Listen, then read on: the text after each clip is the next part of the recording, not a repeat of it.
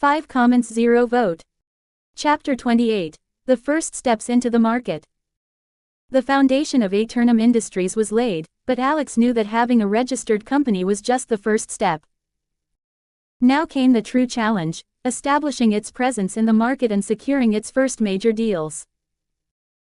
His goal was simple: introduce revolutionary technology while ensuring that he remained under the radar of both corporate sharks and potential government scrutiny.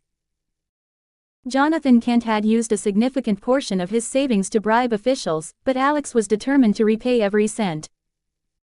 For that, he needed Aeternum Industries to start generating revenue as soon as possible. The first product: the agricultural breakthrough. His father was a farmer.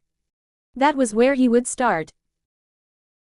Among the many things he had designed with his abilities, the one he found most viable for an initial launch was the Aeternum Growth Catalyst, a technological innovation that would significantly reduce crop cultivation time while preventing disease without harming the soil. For years, Jonathan had struggled with crop diseases and unpredictable weather.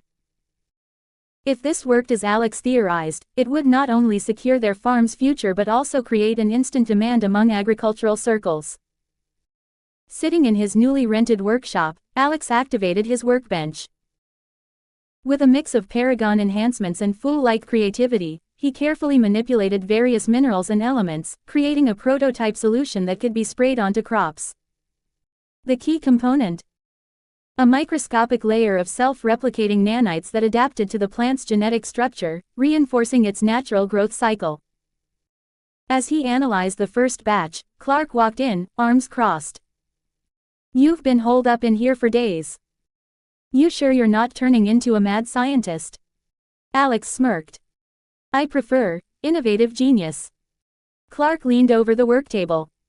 "And this is something that will make Dad's life easier." Clark frowned. "And how exactly does it work?" Alex handed him a sample vial. "Spray it on the crops. It accelerates growth, protects against disease, and ensures better yields. Totally safe, no side effects." Clark examined it, his superhuman senses scanning for anything dangerous. "You're sure?" "Absolutely. I ran the calculations 100 times. It's self-sustaining and even improves soil fertility." Clark let out a low whistle. "If this works, you realize this isn't just a product. This is a game changer." Alex nodded. "I know. That's why we need to be careful." Testing the catalyst. The real test came when they applied the catalyst to a section of their farmland. Jonathan, skeptical at first, agreed to let Alex conduct the trial. Within 48 hours, the results were undeniable. The crops were growing at nearly double their normal rate, healthier and stronger than before. Jonathan Kent stood in disbelief.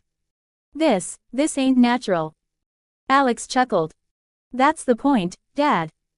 His father turned to him, expression serious. "Son, if this gets out, big companies are gonna come after you. They'll either buy you out or bury you."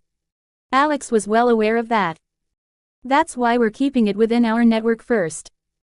I want to get a few trusted farmers to test it, build a small supply chain, and slowly expand. No big announcements, no grand launches. Just results." Jonathan sighed. "I just don't want you bitten off more than you can chew." Alex placed a hand on his father's shoulder. "Trust me, Dad. I've got a plan." The first deals. Using his father's network, Alex reached out to a few struggling farmers in Smallville, offering them free samples. The deal was simple: test it, and if they liked the results, they could sign exclusive contracts with Aeternum Industries for future supplies. Within a week, word spread. Calls started coming in, and small-scale deals were made. Farmers who had been on the brink of financial ruin suddenly saw hope. But not everyone was pleased. Corporate attention. The agricultural sector was not without its giants. Companies that had dominated the industry for decades had their eyes on anything that threatened their monopoly. When reports of inexplicably healthy crops in Smallville started appearing, it caught the attention of one such conglomerate, LexCorp Agriculture Division. The first warning.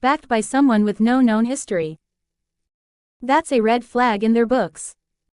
You might as well have sent them an invitation to be suspicious. Alex smirked, but there was no humor in his eyes. Let them watch.